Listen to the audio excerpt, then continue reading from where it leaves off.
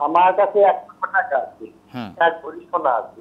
জি। আমি 1 লক্ষ টাকায় তো আমার খাই মিলে স্যার, আমি টাকা দিতে পারি। এর সঙ্গে কি 1 লক্ষ, এই 1 ভরি সোনার দাম যোগ করতে হবে কি? 1 ভরি স্বর্ণ আছে আর 1 লক্ষ টাকা আছে, নাকি 4 ভরি স্বর্ণ 1 লক্ষ টাকা?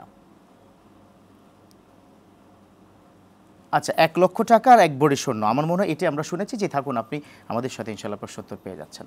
হবে কি জাকাত? জি, ও হাল আলাইহিল হাউল, এটার উপরে যদি 1 বছর ঘুরে আসে, আসলে আমরা বাংলাদেশে এখনো এই কনসেপ্টটা একেবারে ক্লিয়ার হয়নি। জাকাতটা দিতে হবে কোন প্রোডাক্টের উপরে? গোল্ড, এটা আপনার বাড়ে থাকুক, আপনার ঘড়িতে থাকুক, আপনার চশমায় থাকুক, যে কোনোটাতে থাকুক, হিসাব ক্লিয়ার করতে হবে। হিসাব ক্লিয়ার করতে হবে। যদি আপনার 1 ভরি স্বর্ণ, যেটার বাজার মূল্য বর্তমান বিক্রি করতে গেলেও 1,40,000 টাকা, 1 লক্ষ, হ্যাঁ 30, 35, 40, হ্যাঁ ধরে নেন আপনি, পুরাতন হিসাবে ধরি। হ্যাঁ পুরাতন হিসাবে ধরে নিতে হবে।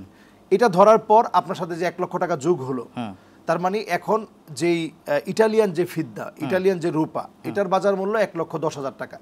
এর চেয়ে নর্মাল যে ইন্ডিয়ানটা যদি ধরি, ইন্ডিয়ানটা ধরলে 85,000 টাকা, তাহলে আরো অল্পতে দিতে হবে আপনার।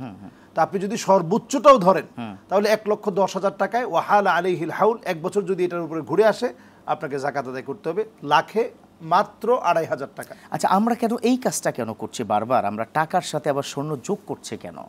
এটা কেন করতে চাই? হ্যাঁ, এটা এই জন্য যোগ করতে হবে কারণ মূলত জাকাত দিতে হয় মালের উপর। হ্যাঁ, স্বর্ণের জাকাত দিতে হয় রৌপ্যের। জাকাত দিতে হয় যদি আপনি কাঁচা কোনো মাল কিনে রাখেন, যেমন আপনি ধরুন সুতা কিনেছেন, এটা দিয়ে আপনি তৈরি করবেন পোশাক, তাহলে এই সুতার উপরে কিন্তু আপনাকে জাকাত দিতে হবে। তবে সেক্ষেত্রে শর্ত হচ্ছে 12 মাস কিন্তু থাকতে হবে স্টকে। হ্যাঁ, স্টকে থাকতে হবে। এরপরে আপনি মুদির দোকানে ধরেন, আপনার এখানে কিন্তু কোনো টাকাও নাই, আপনার কাঁচা মাল বলতে এই যে মুদির যে প্রোডাক্টগুলো আছে, এই প্রোডাক্টের উপরে কিন্তু জাকাত দিতে হবে। তবে সেক্ষেত্রে 12 মাস থাকতে হবে। আমরা কিন্তু এই জায়গাগুলো বারবার কেন নক করছি, অনেকে মুদির দোকানদার গিয়ে বলবে 12 মাস কিন্তু আবার পুরো টাকার উপরে না, 12 মাস শুধু 1,10,000 টাকার উপরে, যেটা নিসাব পরিমাণ সম্পদ। ধরেন আজকের রমাদানের আজকে একটা মুবারক সময় চলছে, আমরা 25তম রমাদানে আছি আজকের লাইভে।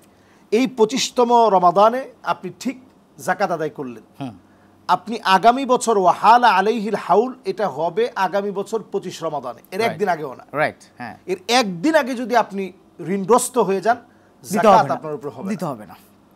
তো এই পরিষ্কার কনসেপ্টটা যদি আমাদের কাছে ক্লিয়ার হয়ে যায়, তাহলে জাকাতের সকল বিষয় পরিষ্কার হয়ে যাবে। এর উপরে যত টাকা আপনার কাছে আসবে, মনে করেন 1 বছর আপনার এই 1,10,000 টাকার উপরে ঘুরে আসছে, একজন আপনার কাছ থেকে 5 লাখ টাকা নিয়েছিল, সেই টাকাটা ফিরিয়ে দিয়েছে। আপনি ধারণা করছিলেন এতদিনে যে সে হয়তো কোনোদিন টাকাটা ফিরিয়ে দিবে না, বিগত 15 বছর হয়ে গেছে টাকা দেয় নাই, এই বছর আল্লাহর ভয় তার চলে আসছে, সে আপনার 10 লাখ টাকা ফিরিয়ে দিচ্ছে। এটার উপরে কিন্তু 1 বছর ঘুরে আসতে হবে না, এখন আপনাকে বিগত 15 বছরেরটা সহ আপনাকে জাকাত দিতে হবে, কারণ এই টাকাটা আপনার টাকা, এটা কাঁচা টাকা।